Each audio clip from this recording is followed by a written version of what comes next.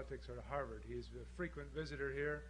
He was a visiting fellow at the Institute of Politics. He's an old friend of Jonathan Moore's and many of the people here at the Kennedy School, and we, of course, are delighted to have him back. Cy originally was scheduled to come up a couple of weeks ago to talk to my study group on government versus the news media. He called me the night before and said, can you let me off the hook? I've got to go up to New York and do some television interviews about an article that's coming out in Atlantic Magazine. And I said, sure, and he said, I'll make it up for you, and I'll do whatever you want when we can work out mutually convenient time. And I said, fine, let's do a forum and let you talk to the broader audience, the bigger audience at Harvard than just my study group. Cy is first and foremost a journalist, but he is to investigative journalism what Teddy White is to political reporting. But to call him just a journalist is something like, somebody once said it's like calling Thomas Jefferson a pioneer Virginia tobacco farmer who dabbled in politics. Actually, I said that once. He is a former correspondent for the New York Times. He has won virtually every journalism award there is, including the Pulitzer Prize in 1970 for his most famous work so far, which was uncovering the My Lai massacre in South Vietnam. He has won the Polk Award 4 times, more than any other person, and just last week I think he was named the winner of the Sigma Delta Chi Award for his reporting on the involvement of the CIA, some CIA operatives in Libya. He is another one of Atlantic Magazine's coups. I think those of you who looked at the newsstands have seen his cover article, excerpt from his new book on Henry Kissinger, which is a history of Kissinger's service as President Nixon's national security advisor. I think it will be published early next year by Summit. I think it's ironic that 2 institutions in Boston have been involved in Henry Kissinger's heart problem. Massachusetts General repaired his heart the other day, and now Cy Hirsch has broken it. I first met Cy Hirsch before he became an institution. In 1968, I was a Washington correspondent for the St. Paul Pioneer Press, and I went up to New Hampshire to follow Gene McCarthy around. And there I met Cy, who had just left the Pentagon as an AP correspondent and gone to work for Gene McCarthy as his campaign press secretary. And I recall that Dick Goodwin joined the campaign sometime later and came up to Manchester and said to Cy, you and I and your typewriter are going to overturn the government. I would like now to give you Cy Hirsch, who is Mr. Investigative Reporting.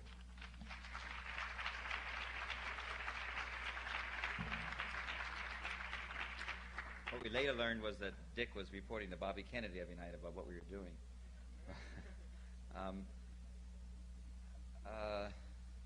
I don't think I've except in the set forms, really spoken much about, except on hustling the book or the magazine article and ultimately the book, which is part of the game, I guess. I don't think I've spoken much about what I'm doing, but I'll take a few minutes and just tell you where I'm coming from.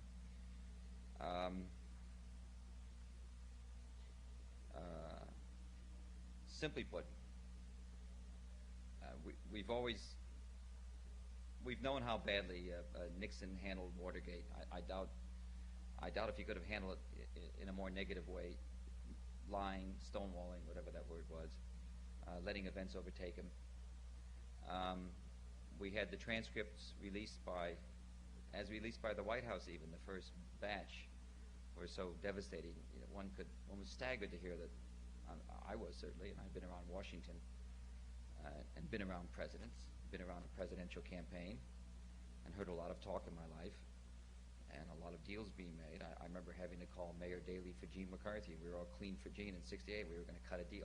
So I wasn't Pollyanna, but like I assume most of you, was a little amazed at the level of discourse, I guess, that came out in the tapes.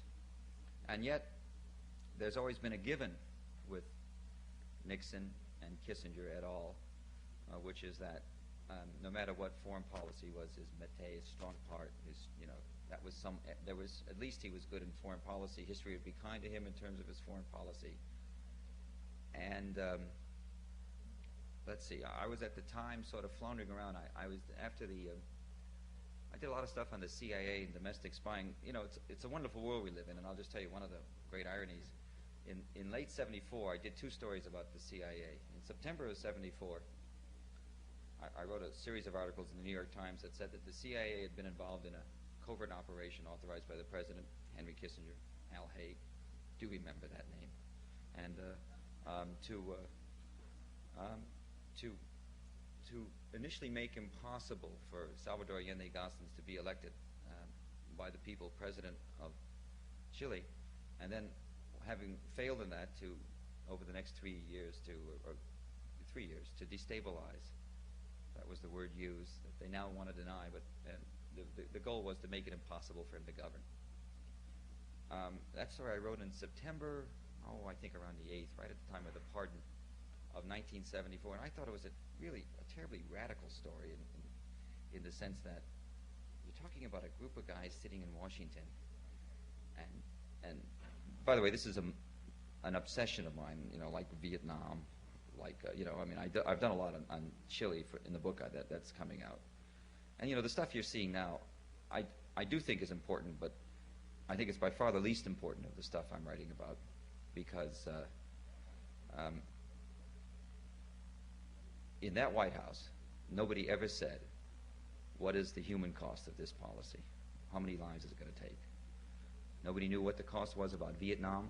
And any time, nobody had any idea how many Vietnamese civilians were to be killed or would be killed on any given day or any given operation, any given year, or any given pattern of operations. And it just was something that never came up.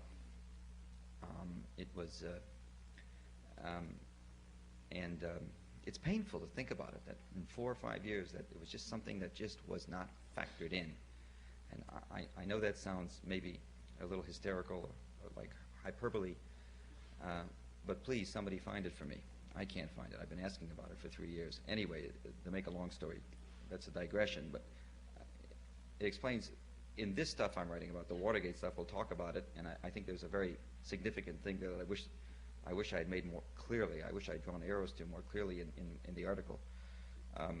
That's serious enough, but it doesn't deal with life and death. That's just, you know, wrongdoing and malfeasance and criminal activity. It's not killing people. But anyway, the thing about Chile was, of course, I'm not going to stun anybody when I tell you they did not wish Mr. Allende well. And I'm going to be writing about it in very specific detail. And that the denials aren't going to have, I don't think they're going to be able to say, we do not discuss Watergate, like they've been saying. That Al Haig's answer has been to people who call him up. His office says, Mr. Haig does not discuss Watergate. And it's, you know, people write it very carefully. Mr. Haig asked the comments, and he does not discuss Watergate. We're sort of locked into this. Reporting is very funny. It's a digression again, but, you know, reporting consists of an allegation, and then, which may or may not be true, but then a statement from somebody you're accusing of something, which invariably isn't true, and then go on anyway. It's sort of, you know, 3 tobacco growers, or 3 scientists from the University of North Carolina said in a study published today that cigarette smoking will kill you eventually if you smoke at X amount, you know, period. And the second sentence always is. I learned this at the Associated Press. You always have the second sentence. However, a spokesman for the American Tobacco Institute said there was no connection. And you wrote that with the same seriousness you wrote the first sentence. And I'll leave it to linguistics professors to worry about. But anyway, September '74, we're writing about Chile. I think it's a radical story. I think they really go in there. Basically, it's a blah in this country. A lot of the Chilean exiles were very incensed and upset about it. There were stories, a lot of very well-meaning people. I'm sure Cambridge was outraged. But by and large, it attracted, you know, I think, if you really want to know what I think, whether you do or not, I'll tell you what I think.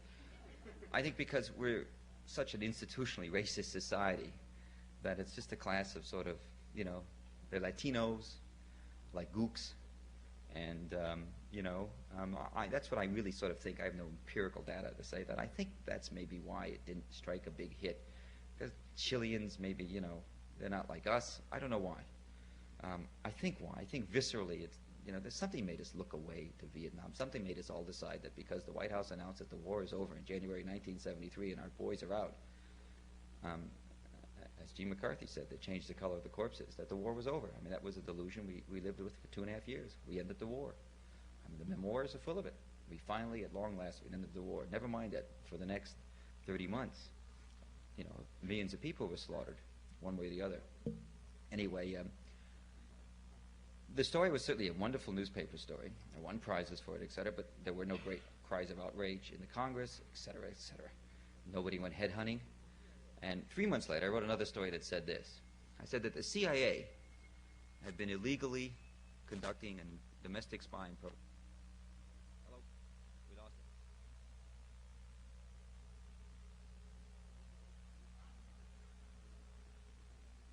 They would have got at the sentence before. Should we just talk on? All right, does this happen often?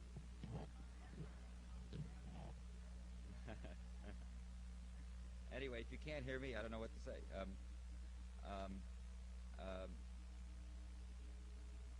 Makes it harder because I mumble anyway, but I'll try not to mumble so much. Is it on again? Okay. All right. Thank you. All right. I'm not a great believer in their competence. I'm really not. On the other hand, also, I feel sorry for historians because I think any historian writing about post-World War world since World War II is missing something. Right? Obviously, historians know that. It's no great insight. But the extent of what they did, you know, is just beyond the pale. You talk to these guys, it's just beyond the pale. Anyway, December 74. I write a story in the New York Times right before Christmas saying they've been doing domestic, illegal, massive was the word, adjective, domestic spying. That is that they are following anti-war demonstrators. Remember that? What was the thrust of that story? The thrust of that story did not go to the issue of whether or not the government was entitled to spy on American citizens. If it had been the FBI, it would not have been a story. I mean, I frankly found it very tepid. I knew I was dealing with dynamite, but I also knew the underpinnings of the story were not very much. I wasn't questioning the right of nothing in that story questioned the basic right of the government to spy. It's just that it was the wrong agency. They were using the CIA when they should have been using the FBI. Well, you know what happened. We had the committees, the hearings. You know, the world. America erupted for a few weeks on the issue, and of course, I'm glad to tell you that everything's been repaired totally. We can thank Congress for that. Anyway, here you have the weakest presidency. The only thing that saved Reagan from the trouble he's having now was a bullet a year ago. And here you have the the weakest presidency you've ever had. You have a man that's aging chronologically 5 years like a puppy dog. He's aging. Every year is 5 or 6. You know, I'm telling you, you know, it's very feeble there. And if Doonesbury's not even sharp enough on this guy. You know, I know it sounds like I'm talking like high camp comedy, but I know people that work there. I know what goes on. There recently was an effort to try and get some of the documents summarized into one paragraph. 3 pages won't do one paragraph. They said, can you get it down to one? Talking about a foreign policy issue. And there's no really, you know, I think people that are much more upstanding in Reese and Baker and Deaver, although Deaver's hunkering around for a job at the Rockefellers. This fellow Clark, I think they're more moral, but I still think we have a presidency by kitchen cabinet, basically. And we have a president now that's turning away from the Holmes Tuttles and the drugstore guy, Justin Dart. You know, the old West money people are beginning to bore him. He likes the new money people in the East. He likes the Rockefellers. He likes that action. It's very interesting. I'm just telling you what's happening, folks. And it's much worse. He's being programmed. He's not taking the offense anymore. Up until a year ago, up until 6 months ago, he was more involved in his schedule. Now he's very happy. He comes in, what am I doing today? And that's literally what's going on. And so you'd think with this sort of imbalance, which I think is to the good, Congress would get up on it. That you have a back. Yeah. Now, somebody is playing around, I think, some grandma. You have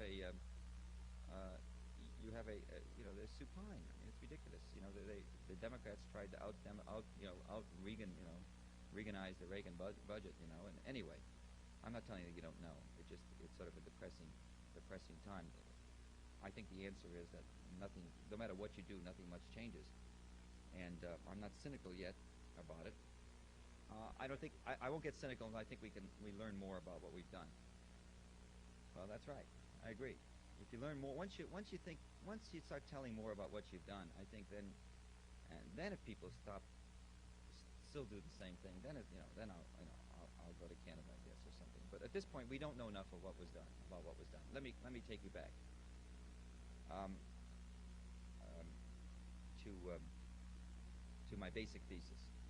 This book is really about foreign policy. The book I'm writing, it will be published, I guess, in 6 months. I think the next thing they're going to do is either Chile or India and Pakistan. In one case, in Chile, you have very disturbing overt acts. In India and Pakistan, the crisis that led to anywhere between 500,000 or 3 million deaths in Bangladesh, East Pakistan. You have a series of miscalculations that are so staggering, and a moral insensitivity and a human insensitivity that's so staggering. I honestly think what they did was innocent in the sense that I don't think they ever understood very much. And it's that sort of ignorance that's more frightening even than the evil, I think, that Chile. Chile has got this friend Don Kendall who's in trouble because they're giving Don Kendall's buddy is the guy that publishes all of the newspapers down there, El Mercurio, etc., Augustin Edwards.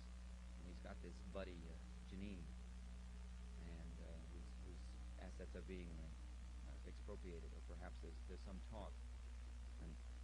And that's what's driving Nixon in Chile. What's driving Kissinger in Chile is more complicated, I think, as it would with a Harvard professor, I guess. I did a lot of work on Harvard, and I ended up giving up. I decided that all of the machinations that he did at Harvard, which were, as I'm sure everybody here knows a little bit of, were sort of amusing, funny, and somehow awesome. And I would spend that much time. Didn't mean anything. So I'm starting my book with Kissinger coming to the White House because it's machinations he did that led to decay of human life and that are important. And I really do dismiss Harvard. I think I'll do a footnote saying he's written some books, and that basically he played it by ear. And I don't mean to be so unintellectual, but basically he did play it by ear. Anyway, we can go on, I guess. I don't know what I was going to say. I forgot. Somebody give me a clue. Right. Chile. Right. Yeah, I guess so. I don't remember. Anyway, let me. What? Oh yeah, somebody did it. Somebody actually listened. Okay. It was more complicated, I think, because I think what worried Kissinger really was this stuff that's come out since the zero communism business. And I think there was a lot of worry about NATO, and there was a lot of worry about Italy, about the Communist Party in Italy. Lord knows, which is, everywhere you go in the 60s, you'd see sign up and bulletin boards. I'm interested in studying the left in Italy to the left of the Communist Party. Anybody interested to the left, by far they weren't the most left group. But nonetheless, I think his fear was, I'll tell you what I think his real fear was, sort of, I guess you could almost call it, a Weimar syndrome. I think his real fear was that again they would, who after all had campaigned earlier and lost, and participated in the political process, who are always invariably described as a Marxist communist, when he was, certainly he advocated some Marxist ideas, but an awful lot of socialist ideas and social democratic ideas. It's awfully hard to pigeonhole. Certainly, let's say Marxist is fair enough. I think his fear was he would participate in the electoral process and win. And then after 4 years, he would run again, and he wouldn't do well. I think Kissinger realized that there was such a it's heavily oligarchic country, I guess. I think that's fair to say. A lot of money is concentrated in a few hands, and I think he wouldn't do well. He'd have a lot of political trouble, both from the right and the left.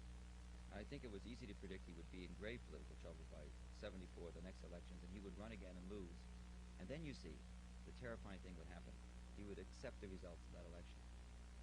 And then you would have a communist elected in a democratic country by a democratic election and abide by the results of the electorate, not seize power, not, as Kissinger was telling newspapermen and backgrounders, if he's elected, there'll never be another election in Chile. It'll be the end of democracy in Chile.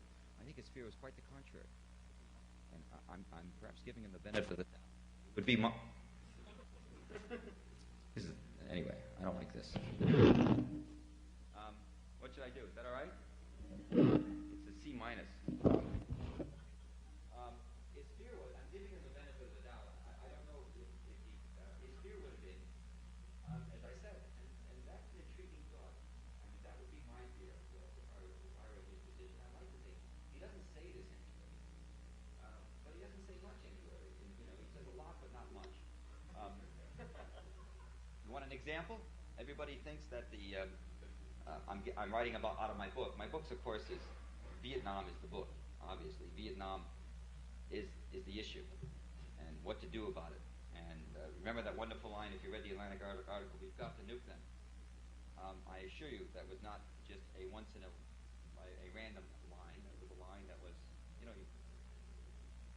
you had a president that we now know from the White House tapes. So I try to get. We had a president. Hello. We had a president we now know from the White House tapes that when he got mad would talk about sicking the FCC on the Washington Post, Newsweek TV stations, or sicking the IRS on his enemies and making enemies lists.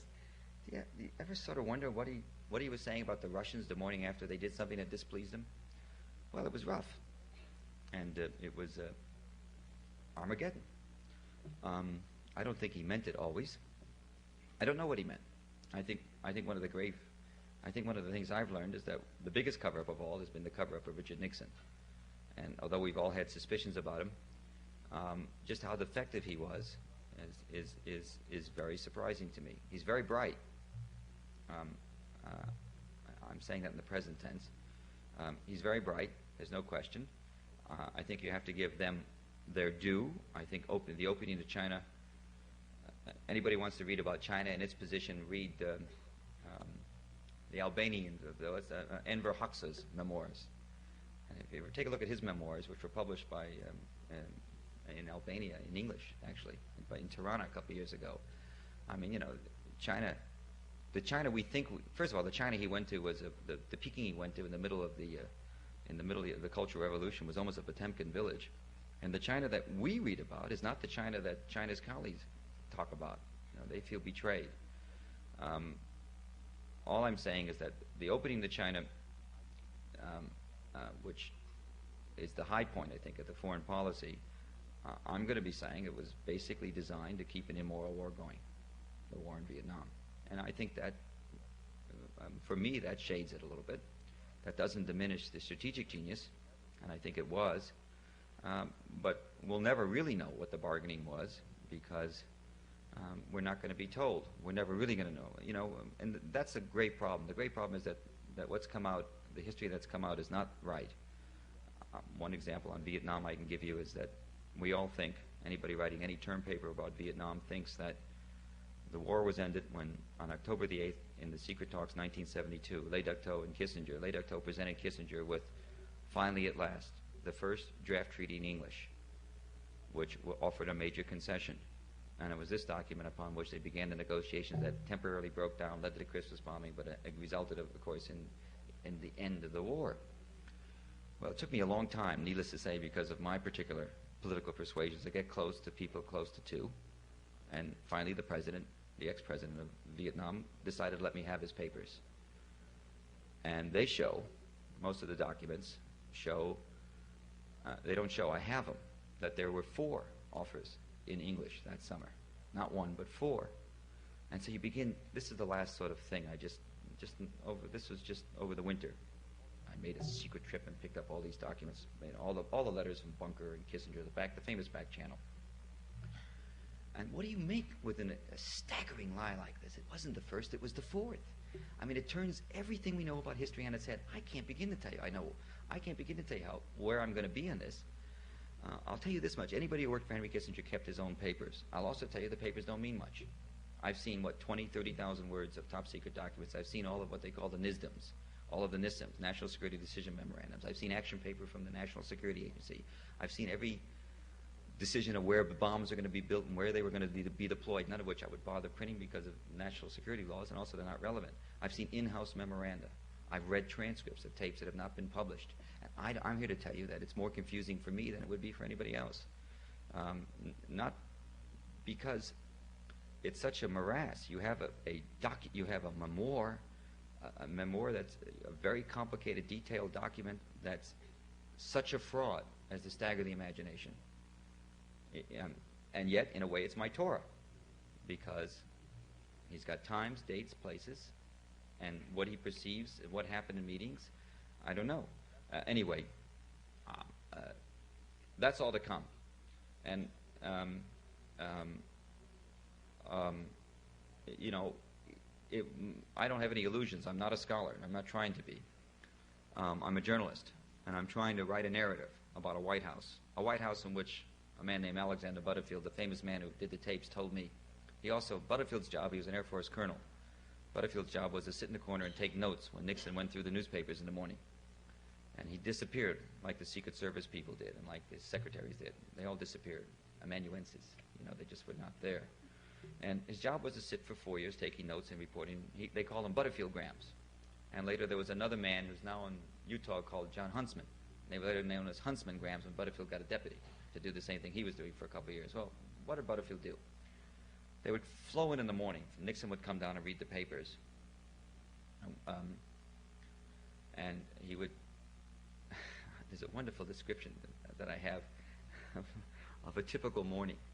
And it's, Henry, what's this story doing on page 1? It's Laird. It's Laird leaking again, page 3. My God, it's Laird again. We've got to tell that son of a bitch. I want you to write him right now and tell no more leaking. Turn the page. It's Laird again. How many times is this going to stop? He turned to the editorial page. I want Laird fired tonight, And duly, the president has requested that Mr. Laird be fired this evening. These memos are going on. That's a little bit exaggerated, but not very much. And the colloquy wasn't. I mean, it's a stream of consciousness like that. And what does Butterfield say? Butterfield says that after about 6 months, Kissinger used to bring in a lot of pay. He was a very good guy at I'm telling you stories. And in lieu of hard stuff, I'll tell you soft stuff. I don't want to get into too much hard stuff. Anyway, soft porn. I call it soft porn. Kissinger would bring in the morning.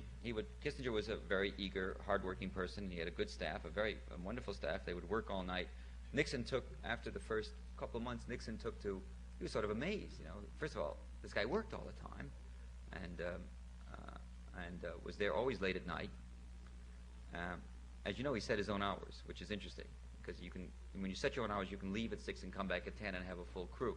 But nonetheless, he seemed to be there all the time, and he certainly did work hard. He worked very hard, and Nixon, after would take to walking at night through the NSC. He'd take to show his buddies, BB and other people, or sometimes he'd just walk with his dog and sort of open up the door and look, bright lights, secretaries typing memos, sort of like somebody once described to me as if, we were the elves in Snow White, just busy making shoes. He would just walk through and show people, look at this, look at all these PhDs running around. And this guy's taught at Harvard, and he works for me.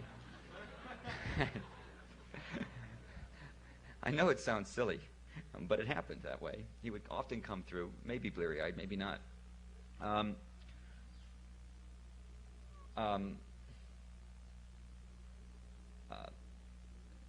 The problem with all this is that these are all titillating stories, but I'll go back to the Atlantic article. And let me tell you that if I had to do it again, I would draw a couple of arrows in the article, and I would say, like I was a New York Times reporter, this stuff was taken out of a narrative.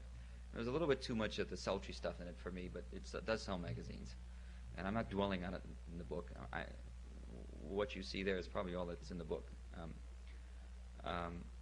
First of all, I think it's very clear we now have, if you've read that stuff, we now have a motive for the wiretaps. And I probably should have made this clear. One thing that's always been lacking in this thing is why? And the answer is that when he first came in, not understanding Nixon that well, and by the way, how he got to Nixon is another great story. And suffice to say, the story you've read is not the right one. Anyway, he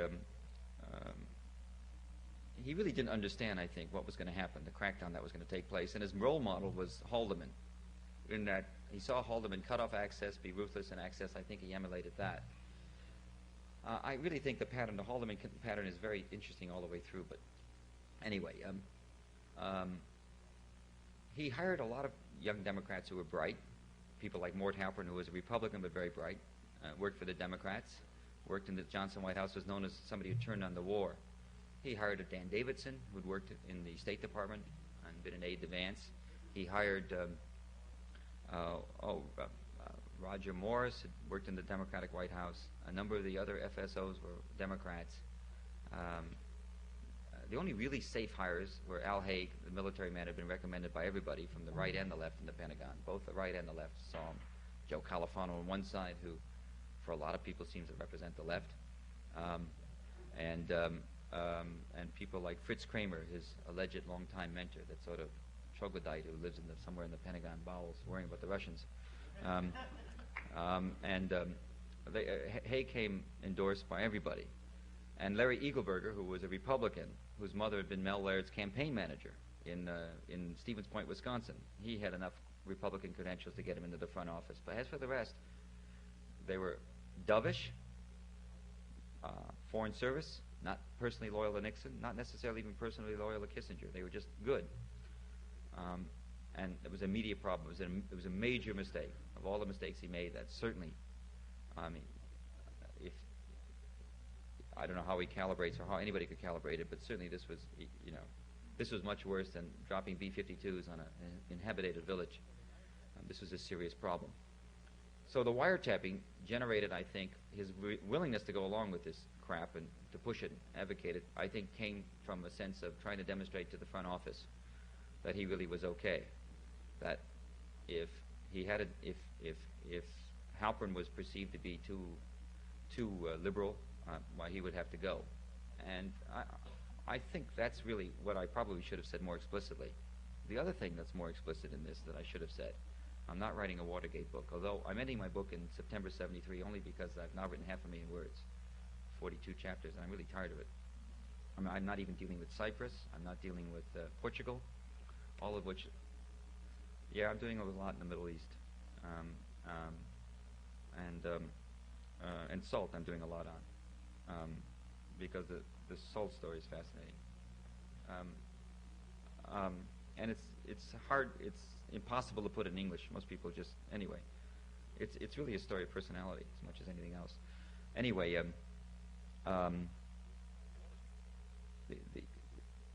the Watergate story is, of course, the story that I'm going to probably close my book with, although it's a little bit a cheap shot in the sense that I'm not saying he was directly responsible for any criminal acts, but the crime for which the Watergate prosecutors later realized he was guilty and a case could have been made was the crime that Chuck Colson pleaded guilty to, which is he pleaded guilty to a felony count of obstructing justice in the case of the trial of Daniel Ellsberg.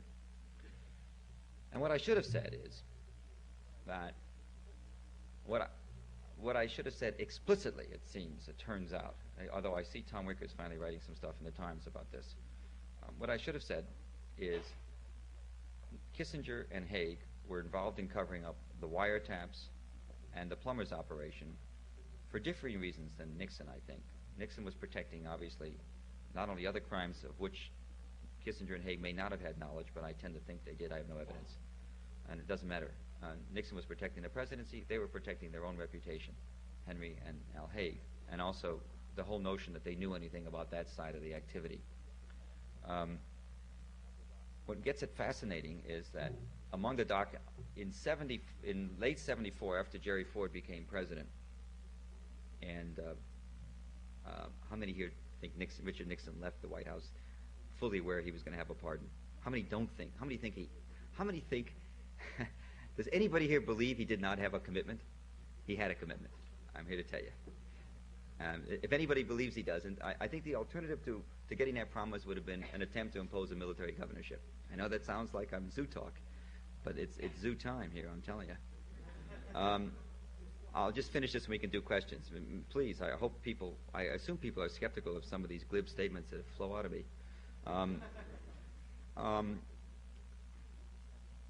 What happened is, in the cover-up, that's essential, is in the late fall of '74, after Ford was in office, they made a final Watergate submission to the Watergate prosecutors. By this time, Leon Jaworski, who was certainly one of the most overrated prosecutors we've ever had left office. after, permitting everybody to cop out and plead down. You've all been cheated on Watergate. Yeah, I'll tell you how you've been cheated. You've been cheated because Herb Kalmbach, the famous money man, he gave money to more people than you know. He was passing out money to other people. And the prosecutors in office knew about it and chose not to bring charges. And I think they cheated a lot of people. I think Jaworski cheated people. They were people very prominent, not in the domestic affairs of the White House, in other areas. I'm not talking about Kissinger or Haig. But they cheated you. I think Jaworski had an obligation to make everything he knew available. I think, it really upset me. I got into the files, and it upset me to see some of the stuff I saw. And I think that standard of justice is so alien, I think, although it exists, obviously, but it's still so offensive. Anyway, to get back to the documents that were turned over showed in great detail that there had been a scheme of events that beginning in the summer with Ellsberg's indictment, first of all, that there was Ellsberg, I think the Pentagon Papers were published on June 13th, 1971 by the New York Times. Ellsberg was indicted on the 28th. First man ever to be indicted on felony charges of Xeroxing and photocopying national security documents. Nobody's been indicted on that charge before. Nobody ever will be again. I'm reasonably sure. They now have new statutes anyway that probably make them. But I don't think they'll try it. I'm one of those people, I don't even worry about all this legislation. They're really not going to do as much as they want to. They just, anyway. He was the only man ever found tried on that particular set. He wasn't accused of treason because the government put himself in a position not having to prove intent. Simply the mere fact, did he or did he not do this? Anyway, on the 13th of June, he's found, the papers are made public. On June 16th, 3 days later, it becomes known publicly, and let's assume to the government, that Ellsberg was the perpetrator. 12 days later, they make a decision to prosecute. Anybody knows, it seems to me I'm not a lawyer, but it seems to me the critical decision in a case like this is prosecutability. It's a case that's going to be very touch and go. And let me also tell you something.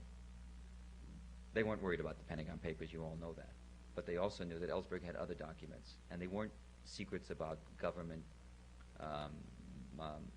as I wrote in '73, that they were secrets about strategic bombing and the single integrated operational plan, the nuclear plans. He had done all sorts of internal studies in the White House for Kissinger in '69, in camera, operating in camera. He also had access to the studies of the mining of Haiphong Harbor, which was constantly on the tip of Nixon's tongue. This was his nukem. His nukem was mine the harbor. It's really what he meant. He was a hot potato. He'd also been bagging documents. He'd also seen Senator Mathias, the liberal Republican of Maryland, who immediately, as soon as Ellsberg's name became public, I must say, to I think his shame, he hot-footed it into the White House with the documents. Between June 13th and June 16th, he went into the Situation Room with documents that were not from the Johnson era, but from the Nixon era, that Ellsberg had given him.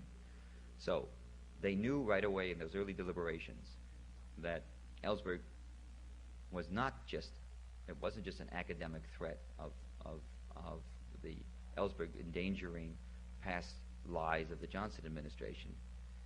He brought it into the Nixon White House. He had documents that raised questions about what they planned to do. He had an option study.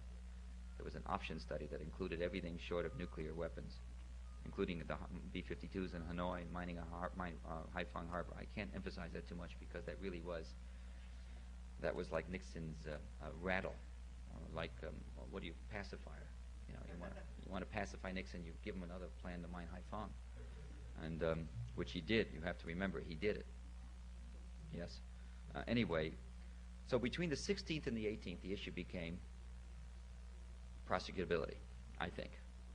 And I think they're not, we have to give them a certain amount of intelligence, an awful lot in that White House. And the issue is, what can you do to get a jury to convict them? How can you muddy them up? What can you do? What can you do to make Ellsberg seem so unattractive that you're going to convict them? Now, if you're a lawyer and you've ever been a U.S. prosecutor, you know that's the issue. Well, when you look at it from that point of view, you begin to see what Kissinger was doing. It was not just name-calling. It was much more complicated than that. It was just not a question of going in and saying he's a sex fiend who has love and makes love in front of his children and shoots shoots kooks from helicopters and uses drugs. Information, by the way, which came off the wiretaps. In fact, I didn't also say this. I know from another White House tape recording it came off a wiretap involving Kissinger. Okay, I mean, I know that. It's a tough game. I'll tell you how tough it is. I know much worse stuff about the personal stuff that I'm going to write. And I assume they know that. I mean, I've told somebody. And that seems to me a very smart way to do it. Just to let them know. I know something that's really horrible, I guess you could say. You know, something odious. No, it doesn't matter. No, it doesn't matter because it doesn't go to the policy. But it's bad, and they know it. And it's demonstrable, I guess. And all of this stuff, and it's hard because they all know it. They all know the craziness in that White House, in that Oval Office. They all know what the old man does and doesn't do, what he likes and doesn't like. And so anyway, Kissinger's comments, as I quote in here, his comments to Colson, I described there almost as if it was a theater. He goes in before different groups of people. He's making the state. It's a sort of a dog and pony show. Nixon would call him in and say, "Tell him about Ellsberg, Henry," and Henry would go into a 20-minute song and dance. He did it at least 3 times in the first 2 days. Well, I don't know how witty he is, let's say. Anyway, let's move along. We now know from the documents submitted by the White House after, by Jerry Ford's White House after Nixon left, that on July 12, 1971, Ellsberg's lawyer had Bodine, Charlie Nesson up here at Harvard Law, who's on, I guess, sabbatical now. They had very appropriately and immediately asked the government to determine whether or not Ellsberg had been overheard on electronic surveillance, and he'd been overheard by the government on a wiretap, legal otherwise, Elsher index they call it. It's a procedure that the government has to make this admission. Big problem for the government. What do we do? We've been overheard 15 times on Mort Halpern's taps. And let me tell you something about these conversations. They weren't just drugs and sex. Many of them were very, very sophisticated conversations about who to move in the Senate. How to get Hatfield to move, how to get Church to move, how to use Clifford, how to get this piece of anti-war legislation through. I'm talking about page after page of verbatim transcript of very, very good inside baseball on what the power brokers, so to speak, the Muskies and others were willing to, what they could do to sort of shape a consensus among the nervous Nellies in the Senate. The idea was to focus on the Senate. And how do you use Clifford? How do you use Paul Warnke? What can we do? What can we get this article done?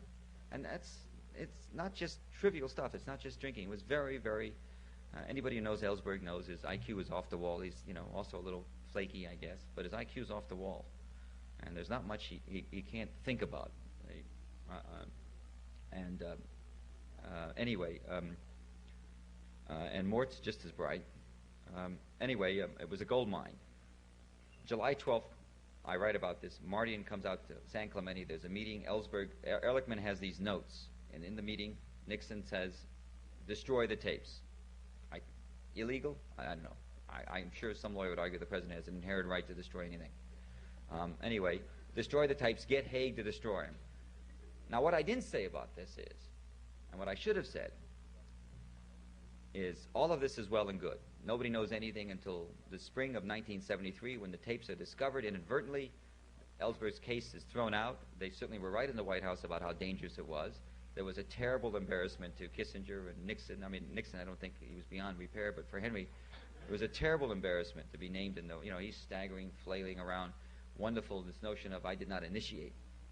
That's a very good tactic, the way they handle it. I didn't initiate. And he rode through the hearings on that basis. And the Senate didn't want to touch him, obviously. But what I didn't say that I should have said is that the House impeachment panel was convened to investigate Nixon and issued a subpoena in May, early June of 1974. Nixon's still president, to the White House in which Al Haig was chief of staff. And they said, we want the Ehrlichman notes. And among the things they wanted were the Ehrlichman notes for this meeting. And when they got the notes, there were 5 pages of notes with about 40 items. Only 4 3/4 pages were blanked out on executive privilege and national security. They did not challenge it at the time. Nixon beat it out of there. There was no way to go. Haig was named head of NATO. Everything is over. Late December, they get these documents in and include the unexpurgated Ehrlichman notes. They show what the conversation was about. It was clear to everybody in the Watergate Special Prosecution Office, which is much, decimated isn't enough. That's only 10%. Decimated, 50%. It was half. Staff was cut in half. They were all going out of business. And they wanted to get out of there. It's a dead issue, Watergate. Nobody wanted to prosecute anybody after Nixon left. What do they find? They find Al Haig, and they find a link to Kissinger, and they find a case. The case they find is prima facie case of obstruction of justice, I guess. Yes, that was the words used in the documents. Obstructions of justice. Nixon, Kissinger, Haig, on down. Marty, Mitchell, everybody, all in that case. The fascinating thing about the case is, you see, what made it interesting is that the documents later appeared. The wiretap records were collected, and they later showed up in an office. So the initial argument would be that, well, they weren't destroyed, but in fact, legally, the issue is only the intent.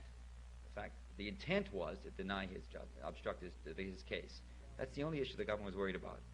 Well, is this going to be in the newspapers tomorrow? What do I think? In May of '75, they recommended some prosecutions of lower-level people, and it was turned down. The idea was you get some lower-level people, you turn them around, you say, why did you not report the Ellsberg FBI information? Who told you not to, and what was the reason? And if you tell us that, you don't go to jail. If you don't tell us that, you go to jail. They were going to turn people. It was turned down after an extensive debate. Long, very long, I think, wonderful memo written by Harvard's finest. And it was turned down by a Watergate Special Prosecution Office anxious to get out of business and disband. A few months later, they did the obligatory interview with Kissinger, and they closed the file. Closed the file saying there was a prima facie case here, but so what? Such is life, and off we go. It's terrific stuff. He's in there all the way. Haig for sure. If you accept the argument that Henry would make is that whatever Haig was doing in '71 about this, he didn't know, and anything about Ellsberg, he didn't know. But of course, if you charge Haig with something, he might just tell you who he was talking to about what he was doing. Anyway, it's rich stuff. It raises all new questions. If you think he was there in the last 3 or 4 months, in June, July, August of '74, Alexander Haig saving the country,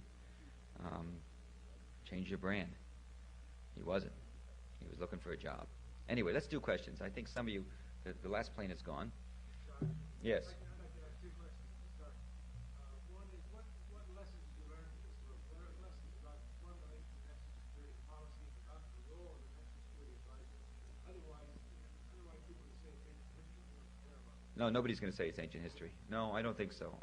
I think anytime you start talking about justice and truth, and why some people go to jail and others don't, and about people, and how people with the right to send our children off to war, to legally kill other people, how they behave, and what standards they have, and what approaches they have. I don't think anybody will seriously argue it's ancient history. I mean, yes, some will, but I don't think, that won't interest me.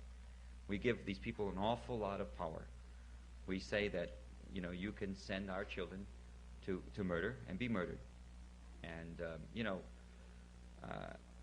as I get older, I feel sorrier and sorrier for Lieutenant Calley and all those people who did all those awful acts that day. I mean, they were as much victims as everybody they killed. So I think, that's where I'm coming from on this. So I don't think it's all. I think the big issue that comes out of the people who read the book, some very wonderful people, Mr. Shawn at the New York, other people who are old friends of mine, the lesson they drew out of it was how much personality and prejudice and limited goals shape major issues of foreign policy.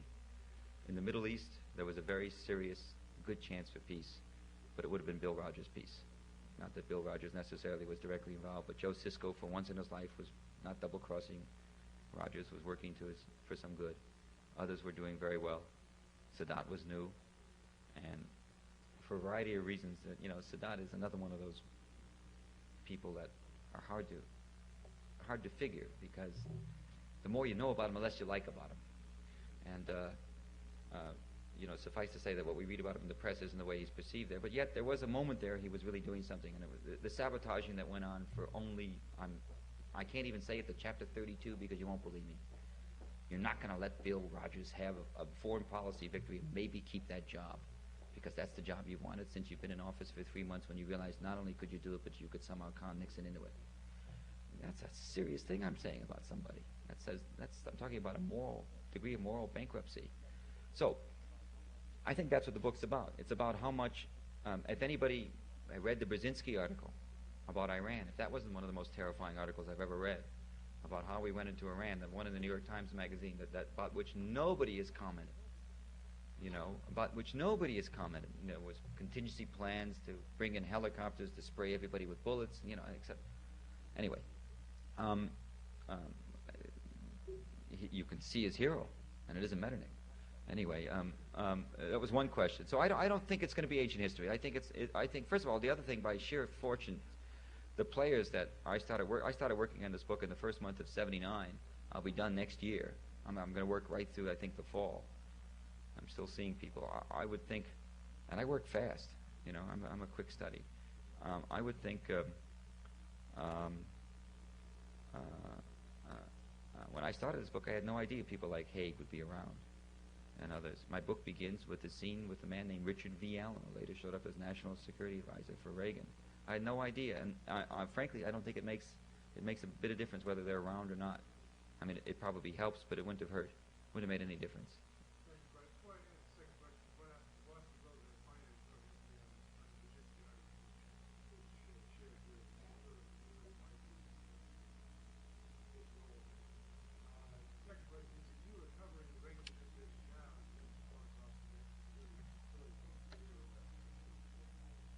Chaos. If I were covering the Reagan administration in terms of national security and foreign policy, what would I zero in on? And I would say chaos. It's chaos. It's chaos. There was an interesting story today in the New York Times on the Rockefeller influence on a Caribbean basin policy that I commend to you. So far, the Caribbean basin policy has produced $100 million in direct subsidies and indirect subsidies to 3 aluminum companies, and not very much for anybody in the Caribbean basin. But it's a sort of a clear example, and also Rockefeller's all over it. Let's do some other questions. Somebody surely must have a point of view that disagrees with me. If you disagree with me, I want to hear it. Say it. Good. Let's do it.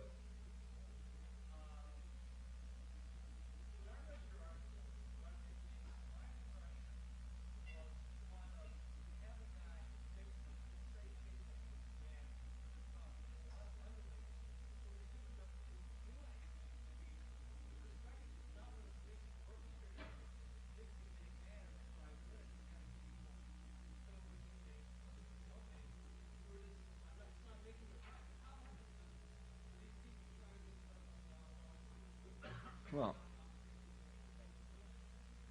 I mean, the Beckett question, I guess, as we say in Washington. 90% of it. I think you've read it very accurately. I don't know why you disagree with me.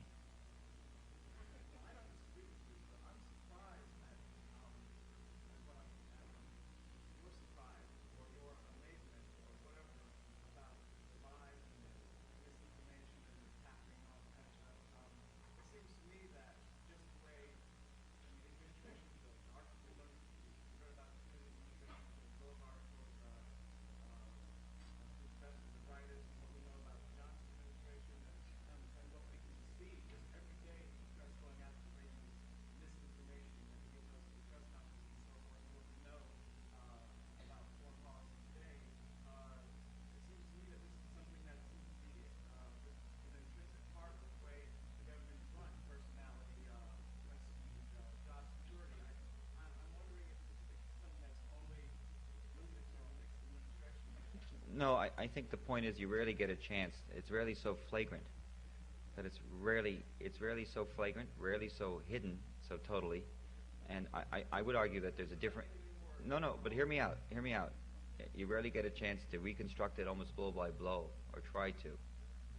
It's rarely been misrepresented as much by the press as in the case of, Kissinger's enduring diplomacy was with the press constantly.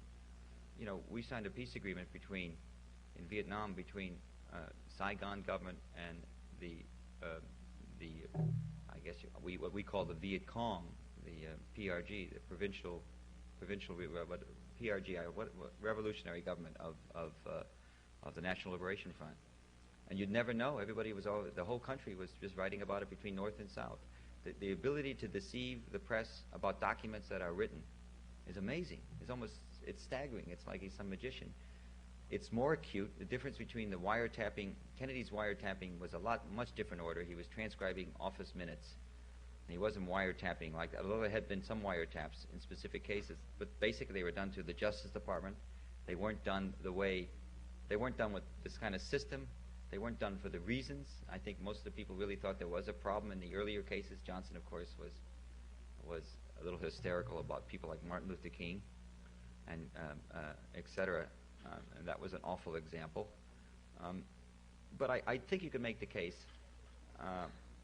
that there's a lot here that we don't know.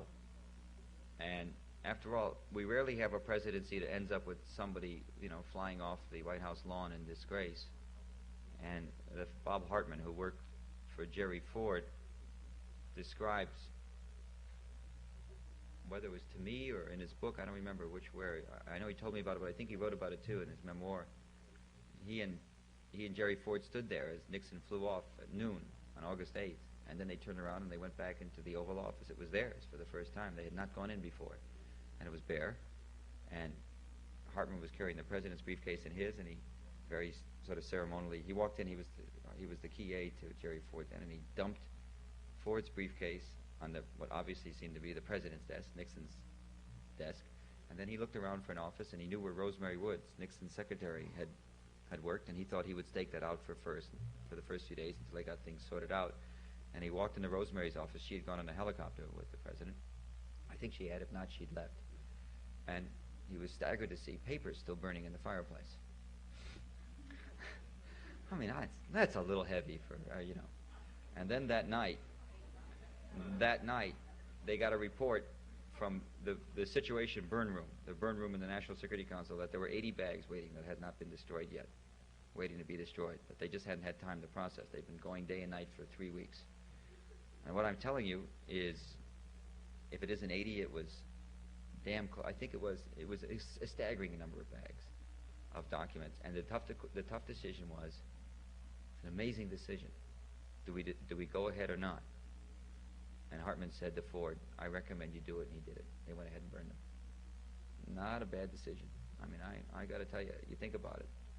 They didn't want to know what was in those bags. So they made no effort to go through the papers still burning in Rosemary's. They had nothing to be gained in any of that. Anybody doesn't believe me, I can give you a cite. I'm sure that's in his book. Most overlooked book, and yes.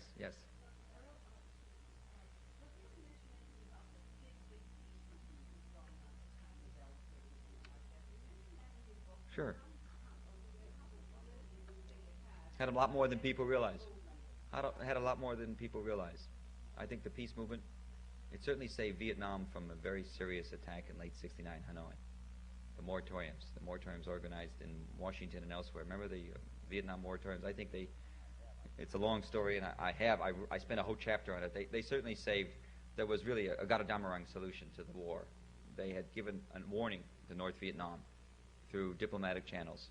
This was it. That on a certain day, unless you give in, we're going to do it. Goodbye, all the way. I'm not sure. There was a nuke option, but I don't think they would have done that. There certainly was very heavy sustained B-52 raids over Hanoi and Haiphong. 3 days, then 2 days off, then 3 days, and 2 days off until they were broken. And they didn't do it because of the anti-war movement. That's a pretty sound victory. So I do a lot about it. I mean, obviously, at the Vietnam, that's what it's all about. Yes, somebody certainly must. Yes, ma'am.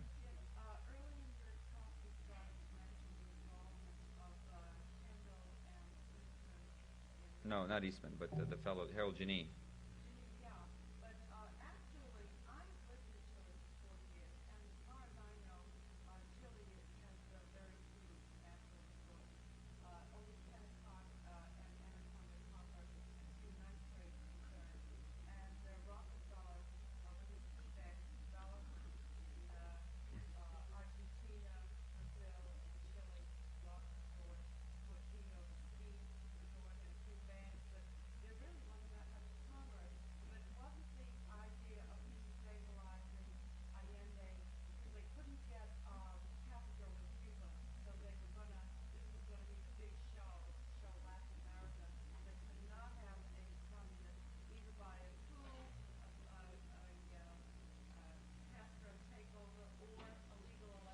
There was $128 million in the Chitelco, the Chilean telephone company, that was going to be expropriated. That was a considerable amount of money. If you remember that they even went and there was a long investigation, I must tell you, after Chile, by the Overseas Private Insurance Corporation, OPIC, because after the expropriation, I think IT&T got $90 million payback, and it turned out that as part of their testimony, they testified that they had nothing to do with with provoking Allende. And obviously, their role against Allende would be a very serious mitigation factor. You know, how can you claim insurance for being expropriated when you advocated against them? And there was a major fraud case in the United States government that, of course, was quashed by the Democrats. Don't ask me why. In '77 by Judge Bell. So I think $128 million was significant enough. And also, Augustin Edwards, who was the publisher of Mercury and a lot of other newspapers, and also owned radio stations, and I think had a piece of the 90%, I think, of the Pepsi Cola stuff down there. Yeah, well, so all I'm saying is that there was a lot of economic reasons. There was a lot of.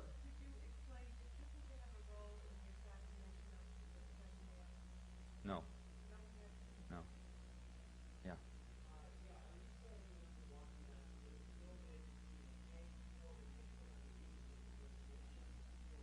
I'm not saying.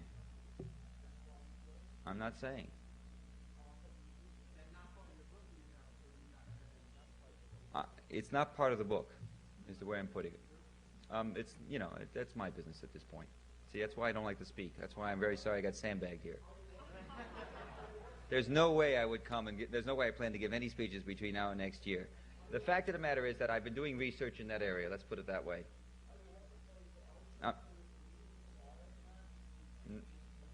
No. Ellsberg came later. I said the motive was that he'd picked a staff that was far too liberal for Nixon's taste, so he went along with it. I don't mean to be coy, but I end up shooting my mouth off all the time, and for once I'm not going to. And just say that I'm still researching it, and it's certainly an open question. Yes, sir. 3 people. I think basically, if I had to guess, I'd say it was a composite. That would make a lot of sense to me. But on the other hand,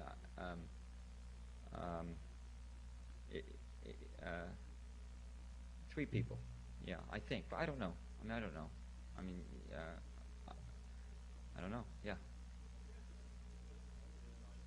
Got to speak louder, please. You can't hear. Resignation is being reported by the press as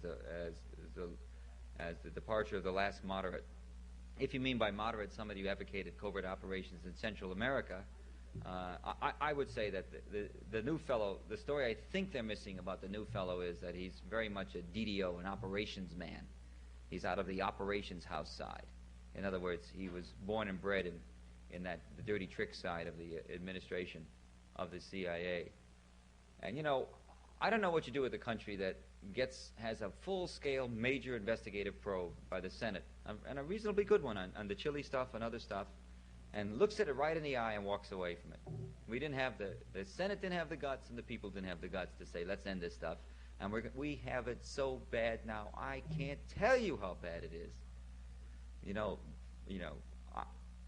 I'm not a working journalist, but if I were, I'd be looking at Honduras, which is the place that I can't get people to look at it. I mean, it's the perfect place.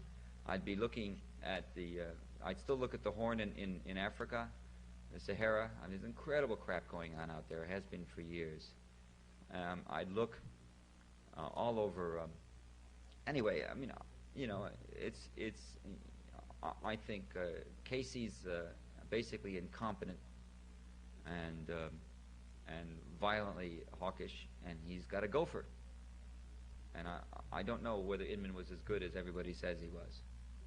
I mean, I don't know. He may have been, but I don't know. Yes, sir. I'm sorry. Yes, buddy. I confused you by calling you sir. I'm sorry.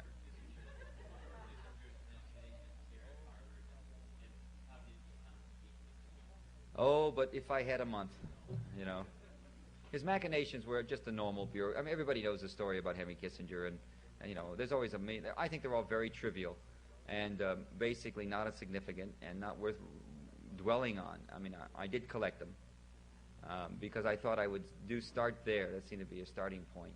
You know, how did he get his professorship, and why didn't he go to Chicago when he was going to go to Chicago? All that stuff. It really turns out to be trivial when you. It seemed the place to start is in the White House, or getting to the White House. And how he did, you know, you'll have to pay your probably $79 by the time I'm done writing with inflation. Yeah. Yes, somebody hasn't spoken. Yes, ma'am. Sure. It's free. Free, not three. Free.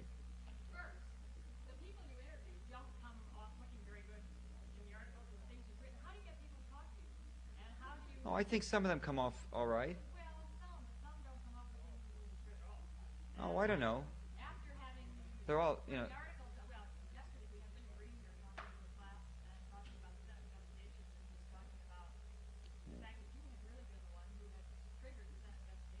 Which Green? Which William Green?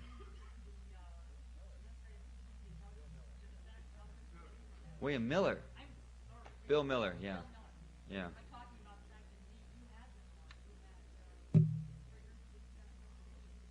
Actually, the CIA had, but it's okay.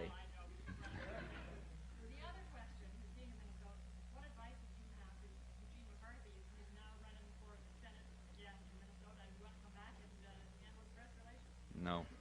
I like him, though. I think he did a very brave thing in '68. It was awful. I remember we'd campaign, and it was just terrible. This fellow Loeb just kept on. Every time he mentioned McCarthy, every time McCarthy did anything, he ran a cartoon in red. It was always in red ink. And, you know, McCarthy, with whom one could disagree on a million issues, particularly about East-West relations and NATO, he's really pretty conservative on all that stuff. He's very much whatever that party is, the Hubert Humphrey Party, Farm, DFL. He's very right, which has sort of always been very anti-communist, etc. Anyway, no, he should stay out of public life, obviously. And I frankly, I'm cruel, but I think he just does it. He announces to keep his speech fees up. That's basically. I mean, I can't think of any other reason. You know, and that's probably a good reason. And the nice thing about this country is, in terms of people talk. When I did the My Lai book, I saw 62 of those kids who were in My Lai, and I got a hold of a list. In the first place, one advantage you have is if you're the only one doing it. It's a lot of work, and nobody else is doing it. And not everybody comes off back. I think the people that left Kissinger, I don't think you realize, maybe, in an article that's excerpted, I can't do justice to them, because you don't know how hard it is for people to leave. Roger Moore's, you know, here he was working in the White House, you know, 6 years out of a PhD, having more power. For Larry Lynn, who teaches here, it must have been very wrenching, you know, to leave. It took a lot of courage, I think. And so maybe the excerpt is unfair. I can't think in terms of the excerpt as much as I do in terms of the book. I know I have great detail in terms, you know, stuff that was. Oh, because everybody doesn't feel that, everybody doesn't have the same. Some people think government service is intrinsically valuable, and they go in the government service and they believe, and particularly people.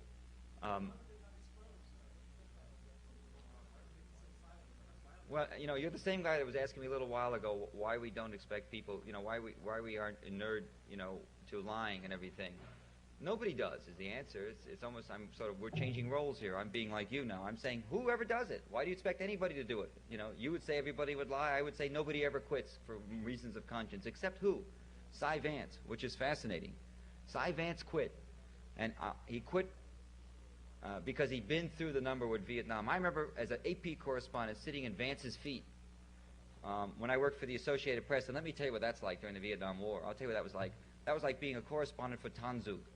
Or the Chinese press agency. You know, I was going in there, and it was awfully hard to break free of it. And I remember sitting there at Vance's knee, and we had Harrison Salisbury, then known as Ho Chi Salisbury of the Hanoi Times, was in North Vietnam writing these incredibly brave articles about the damage that our bombs have been doing. And I remember sitting with 3 other reporters, this is 65 or 66. And yeah, I was ignorant maybe and young, but it doesn't excuse it. I remember sitting there and helping him. He said, we have a problem. We know Salisbury's lying. We have some reports from our agents in Hanoi.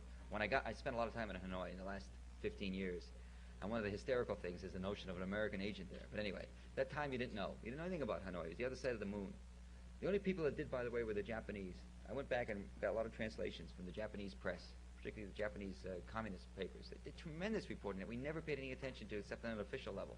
Our government did, but the press, the American press never did. Anyway,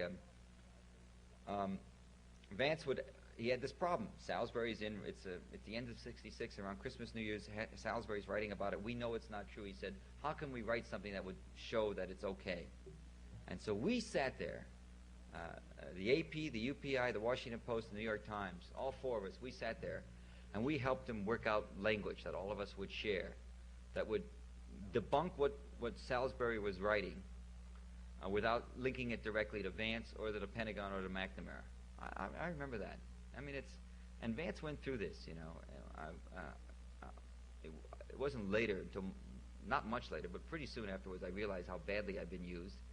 And I think, in fairness to him, I realized how badly he'd been used, too. He realized how badly he'd been used in a way. So I think Vance's quitting was very... I have two rules now. I think, you know, I guess one rule is that I guess you have to live through it once. We don't seem to learn the first time. And never mind about history. You have to live through it. And the second rule is I found that the people I interviewed, and I did see more than 1,000 people in 3 years, and why they talk to me is, one, because I'm asking them. I started to say about the My Lai kids, I saw 61 or 62 kids flying around the country day after day. I would find out where they are, track them down.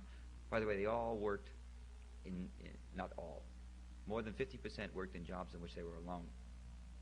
They worked a night shift in mental hospitals, night shift in garbage trucks. It was very fascinating to see. Don't think they didn't know what they did. And I found them, and I would call them up. I would get them at home at their mother's or their godmother's or their aunt's house, and I would find them, and I'd say, my name is Hirsch. I want to talk about mass murder, and I'll see you. I'm going to be in your town tomorrow night. Do you have time? Or the next night, and they'd make a date, and not one wasn't there with his best suit and tie on. And we went off, and they told me about murder. And don't ask me why, because I think a lot of people understand what they do, even in the White House, even no matter how much they disguise it. Anyway, the other great rule of thumb I have in all the interviews is the people that seem to tell the most truth to me were the people that had gone to jail. Colson, Ehrlichman. They would say something, I'd say, come on, I don't believe it. Before you know it, they'd have a document out. Everybody has their files, by the way. Oh, it would be the Watergate prosecution force had some of those files. You know, they didn't have them then.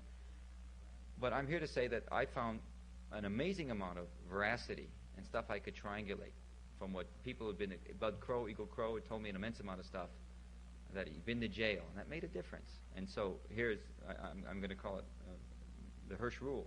Nobody should serve in high office unless they serve at least 6 months in a federal penitentiary for high crimes and misdemeanors. Colson, by the way, at one point told me what he really was guilty of in Watergate. That took a lot of guts. Yeah, well, you don't hog it. You're going to get him mad. Okay, who else? Somebody else. Yes. Why? Yes.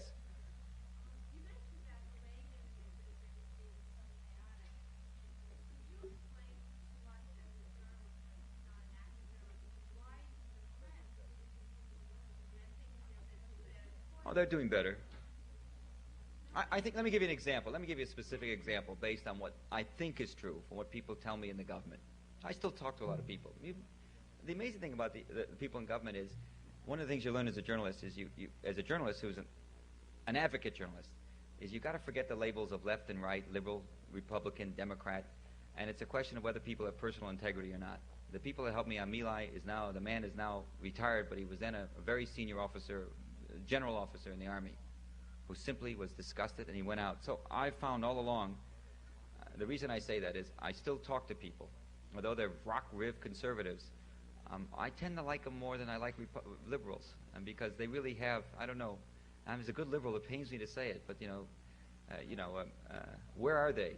Well, anyway, the Falklands. Let me give you an example of what I mean by chaos, and I'm trying to be specific. Don't hold me to any of this. This is just what I've heard, and I'm not writing it, but I think I give it certainly it's an A to start with, A- to start with. If I were a reporter, I'd go to work on this. 9 days before the Argentinians moved, our satellites saw the collecting of forces. On the Wednesday before they moved, the White House was formally told that it's coming. At this point, Haig was too busy. Haig's problem is he's one-dimensional. Central America, which is maybe giving him more a little bit, but anyway. He's not very. Does any? He's all right. He's doing perfectly okay. He's not.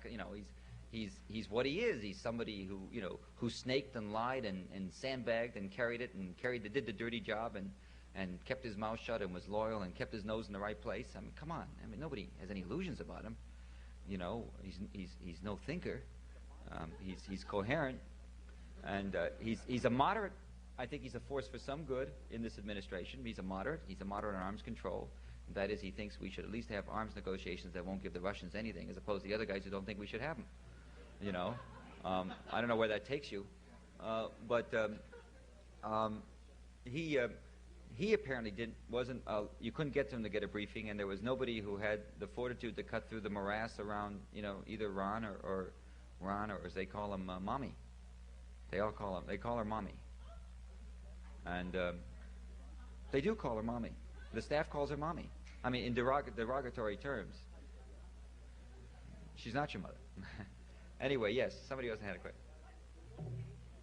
I mean, the point I'm making is that's sloppy.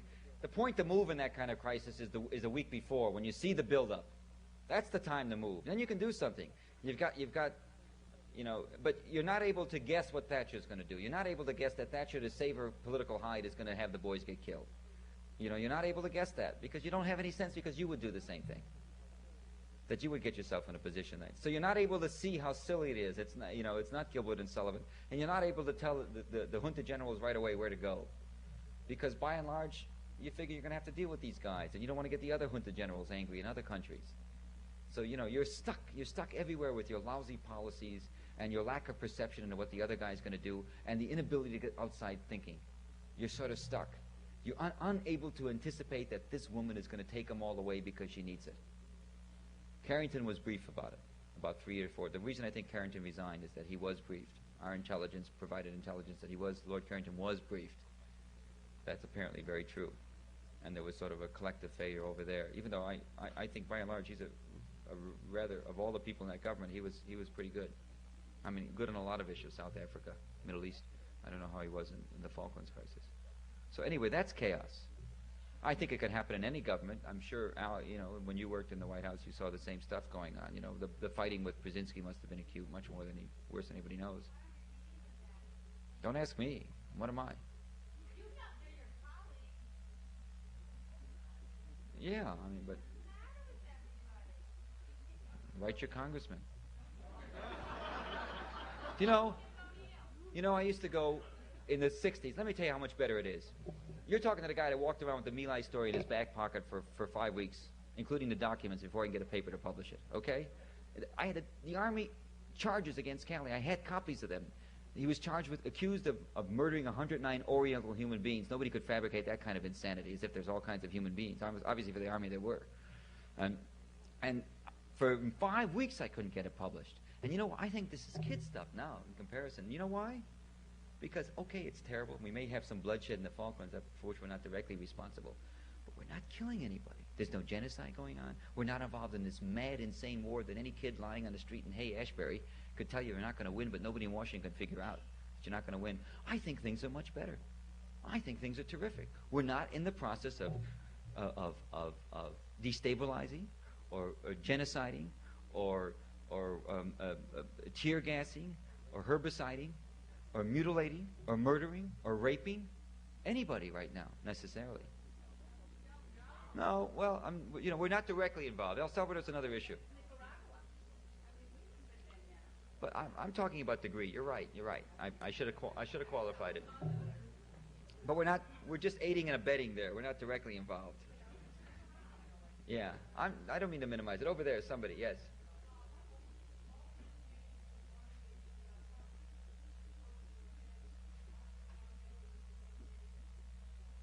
They didn't ask. I guess because they didn't want to know.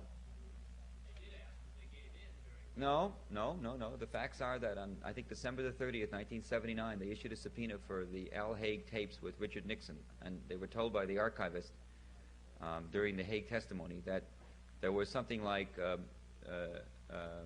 300 conversations, 300 hours of tape, 313, or something like that, hours of tape. It's in the Haig testimony, 600 and some odd conversations in the 3 or 4 month period. And they were told this is a great quantity of material, and the archivist said his name was Warner. He went and testified, and he said, with a lawyer named Garfinkel. I remember that as a Garfinkel story, Steve Garfinkel. They went and they told the Senate committee, which had already begun hearings, they told the Senate committee, the Foreign Relations Committee, that they would be, the archivists, would be delighted to turn it over, but the legislation, the presidential papers of legislation, it has some long, complicated title, was written in such a way that Nixon had the right to block it, to say, I don't want to give it up, and pose a court case. So then they were looking down the throat whether anybody in the Senate had anticipated that Nixon would or would not. Haig was saying, I'm delighted to I hope Richard Nixon turns them over. I wish he would. And then, of course, Nixon said, I won't turn them over. And everybody pretended this was all news to them, that they never occurred to them Nixon wouldn't turn over the tapes. Haig, meanwhile, is very much in the high ground. I hope he does. I have no problem. You can have anything you want. And then they decided, in lieu of beginning litigation, they passed a resolution. Senator Javits, who was then a consultant, wrote a resolution. And the resolution said, in essence, I think they passed it 14-3. And the resolution said, in essence, that we're going to vote out Al Haig. But that doesn't make our subpoena moot. The subpoena, we still consider, we're saying specifically, that we still have the subpoena outstanding for the 300 hours or whatever it is of tapes, 300 reels, or 300 was, I don't remember. It was 300 hours, I think, of tapes. We still have the subpoena outstanding. And then, of course, in the next year, they did nothing about it. And I'm here to tell you, last February, I think the 24th, this year, 2 months ago, in a couple days, they voted 11-6 to quash the subpoena without making a release on it. Now, I'm Joe Blow. I'm in the Senate Watergate prosecution office. I have a basement that is dynamite. And let me tell you, I have been in some dynamite basements, man. Let me tell you. There is, if anybody tells you I left and didn't take anything, laugh. Because everybody does. That's one of the things you learn about government. Everybody does. They take their Cron file. I mean, there's just no way they don't. Doesn't mean they give it to you. I've read a lot of stuff. And I'll tell you, if I were a young Watergate prosecution force lawyer, practicing law, making my, I'm not making telephone book numbers yet, but I'm gonna, 7-digit, I'm making a 6-digit income. And I had this stuff that was just dynamite. The last place I would have gone was to a United States senator. I would have committed public suicide instead. Because that's where they are. They're nowhere. They're nobody you go to. Well, it may not be right. That's my opinion. They called me the other week, and I said, fly off. I don't want anything to do with you. I'd much rather be free to yell at them. That's my opinion. That's my opinion of the Senate as an investigation tool, as a courageous tool to look into Al Haig. You don't think they knew what Al Haig was. You don't think every one of them has a story. No, it's all right. It's not. I don't blame the press. You can't blame the press corps from lying on this sort of. This is megaton lying. This is megatonnage. You can't blame reporters for not being able to find megatonnage. You.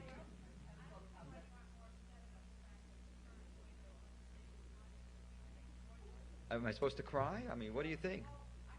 I give it the office. I mean, I'm upset. What do you want me to do? I mean, I tear my hair out? I'm madder than hell at these guys. They get me so angry I can't see straight. If any one of them had the guts to stand up now and start talking the truth, you've got this nuclear freeze going. You've got half the country saying there's something wrong with society. We can't let these generals have it. You don't have one Democrat looking for the presidency enough to take a chance. Not one. And I'm here to tell you what would happen if you did it. You'd win. You'd get it. But they don't have the guts. You know what Gary Hart's worrying about? He's worried about the ADA. Last time the ADA came out too high, and he wondered if the ADA could somehow find a way to recalculate their ratings so he could come out a little lower. That's what he's worried about. Now, is he going to be your leader? He could, but he's not going to be unless he goes through a great metamorphosis. Transmogrification. Let's get down to it. Yes. I don't. Go ahead. What? Oh no, I'm the living example that it doesn't matter whether you know or don't know. You're safe. They'd be in real trouble if they got rid of me, because there wouldn't be an example anymore, so you wouldn't have to worry about it. So you can just say to yourself, let's not bother to know. A couple more questions. People are. Yes. Oh, please. I'm sorry. I can't see you.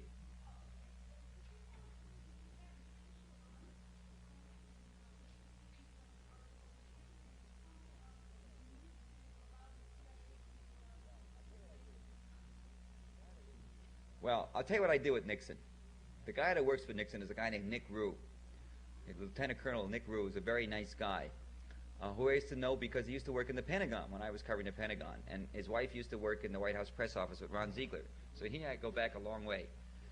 I called up Rue, maybe, I don't know whether it was a year ago or not, sometime in the last year. And I said, I have this great idea for you. Here's my theory that you can go to Nixon with. I'm going to trash him no end. It's going to be devastating to him. But it's also going to be devastating to Henry. And Nixon can always live with another New York Jew trashing him. That's like water off his back, but it's going to hurt Henry much more. I literally said this to the guy. So why don't you go to Nixon and tell him this is what my thinking is, hey, it's going to hurt you, but, given the source, you'll be able to laugh it off. And it's going to hurt Henry, which, if you don't think there's love there, there's no, the hatred between Henry and Nixon and Haig, not always in the same order. Nixon and Haig are together. The hatred is so acute, it's palpable. If there's such a conceit, I don't think there is. Anyway, that's literally seriously what I told him, and it didn't work. Nixon's official answer they gave to the press was, if any remember those stories, those wonderful comments. The first day of my article, there was a lot of hoopla about Nixon being drunk and all that crap, which is really total crap. I mean, it's true, but so what? Nixon's comment was, Nick Rue told reporters, the President only comments on his own books and articles. Which makes you, now, that means, does he only read them? Or does he only write them? Or what? Maybe he only reads his own articles that other people write, is what he means. And then he writes comments on those for the writers. I was trying to figure out, and as for the domestic, I mean, you can answer that question. What do I think about domestic CIA activities? I mean, you don't need me to answer that question. Up there, somebody else. Last question. Yes. Shoot.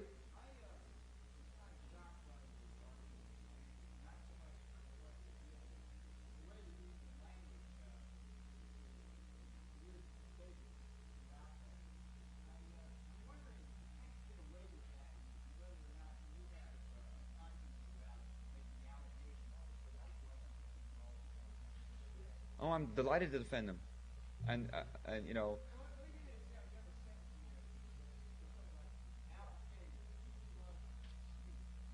yes.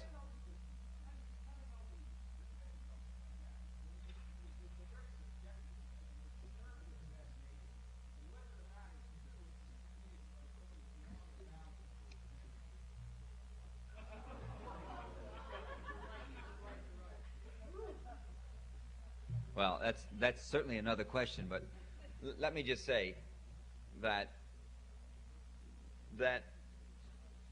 when you do, well, let me just say this. That is a subjective comment. That's an interpretation that I make, a judgment I'm making. The basis for the judgment is not one, not two, not three, not four, but maybe 20 or 30 people telling me about all sorts of ad hominem comments made by Al Haig. His comments to FBI people involved, his comments about other people involved, comments to third parties in the White House about the wiretaps. Out of this emerged a consensus by everybody, and I'm talking about the word consensus, meaning it's a stronger word than consensus. I think almost everybody agreed that he liked this. This was stuff that he wanted to do. He thought it was important to do. He had no problems with it. He enjoyed finding out what other people were thinking about him, about Henry. He enjoyed going and reading the transcripts. He talked that way. It's a judgment I'm making that I feel. When I'm talking about glib statements, I was talking about what I said here. And the methodology, if you will, I guess, that I used.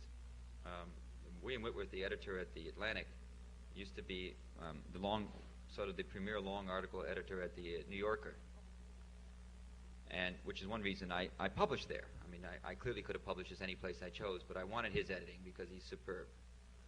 The New Yorker hired a terrific fact checker, a guy named Tom Teal, who was a Fulbright fellow here, by the way, had a Fulbright out of Harvard, who spent, I think, 10 weeks checking everything, and saved me from an awful lot of stupid errors and one grievous error, I think. One error that, not legally grievous, but one, wrong person, wrong place. That kind of errors that inevitably crop up. Despite it, I'm sure I'm riddled with errors.